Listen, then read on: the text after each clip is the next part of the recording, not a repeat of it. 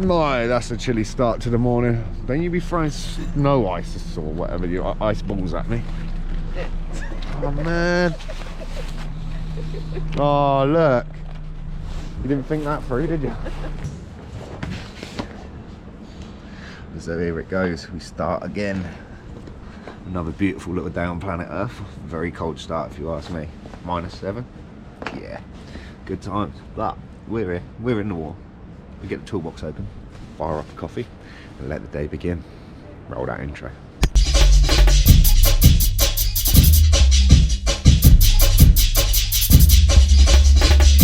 I love it when past Mark thinks of future Mark. We just had tea break. It's a little bit cold. Cheers, Mark.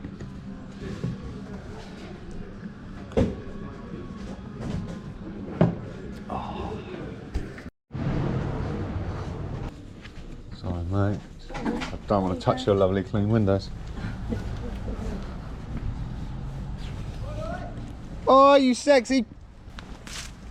Well, I think they're having a meeting in the front room, so I'm not going to scream bastard across the car park. How's it going, Mr. Chris? You alright, buddy? Fine, matey. Good.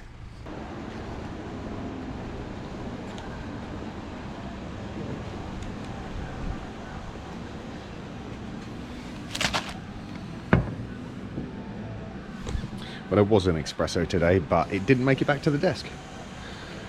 Oh. Next stop, lunchtime.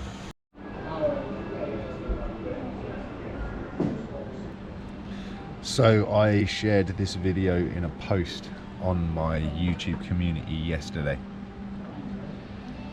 If you have the time, if you have the interest, I would highly recommend you listen to it.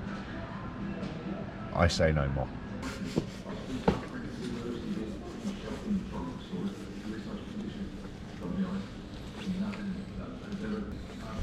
Lunchtime.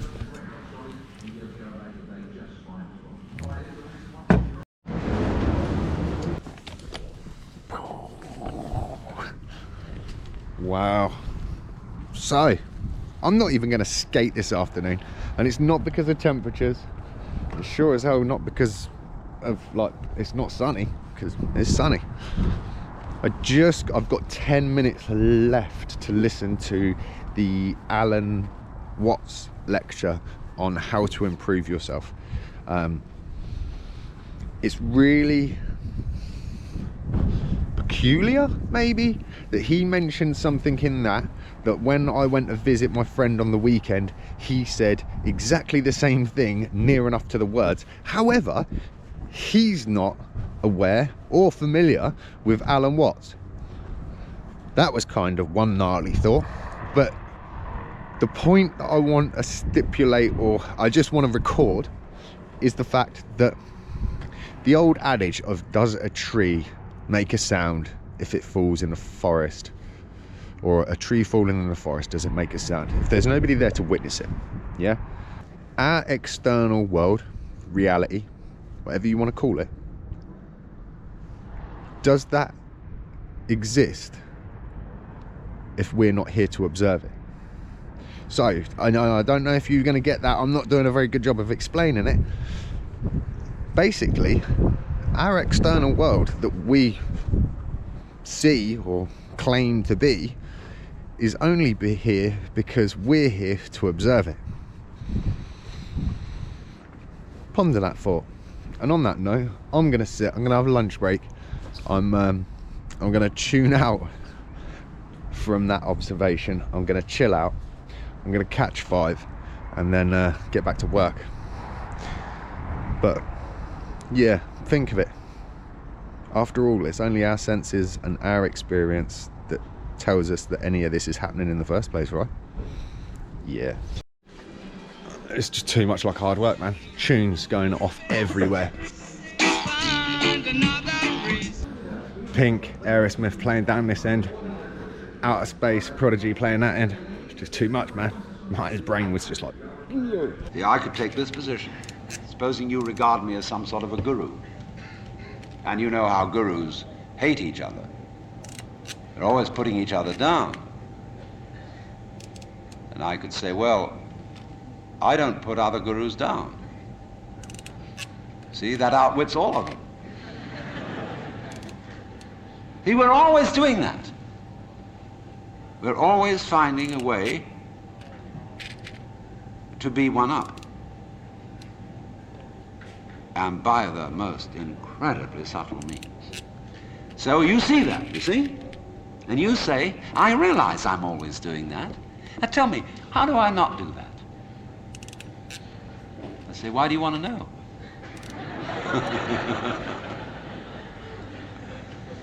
Well, I'd be better that way. Yeah, but why do you want to be better? You see, the reason you want to be better is the reason why you aren't. Shall I put it like that?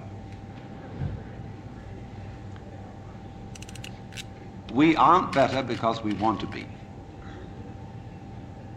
Because the road to hell is paved with good intentions. Because all the do-gooders in the world, whether they're doing good for others or doing it for themselves, are troublemakers. On the basis of kindly let me help you or you'll drown, said the monkey, putting the fish safely up a tree.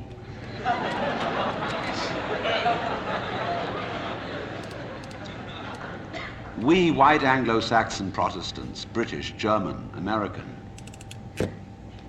have been on a rampage for the past 100 or more years to improve the world. We have given the benefits of our culture, our religion, our technology to everybody, except perhaps the Australian Aborigines. And we have insisted that they receive the benefits of our culture, even our political styles, our democracy. You had better be democratic, or we'll shoot you. And having conferred these blessings all over the place, we wonder why everybody hates us. See, because sometimes doing good to others, and even doing good to oneself, is amazingly destructive. Because it's full of conceit. How do you know what's good for other people? How do you know what's good for you? If you say you want to improve, then you ought to know what's good for you. But obviously you don't. Because if you did, you would be improved. So we don't know. It's like the problem of geneticists, which they face today.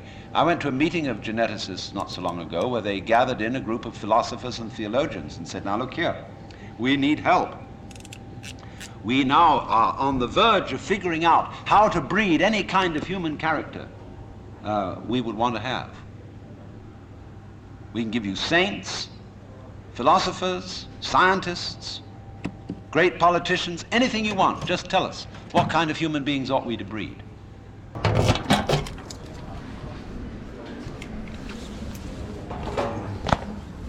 Home time. Big question. How light is it?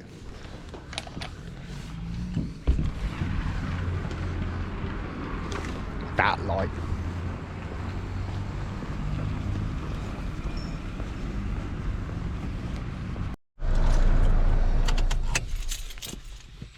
Let's go shopping! Woo! That's bad.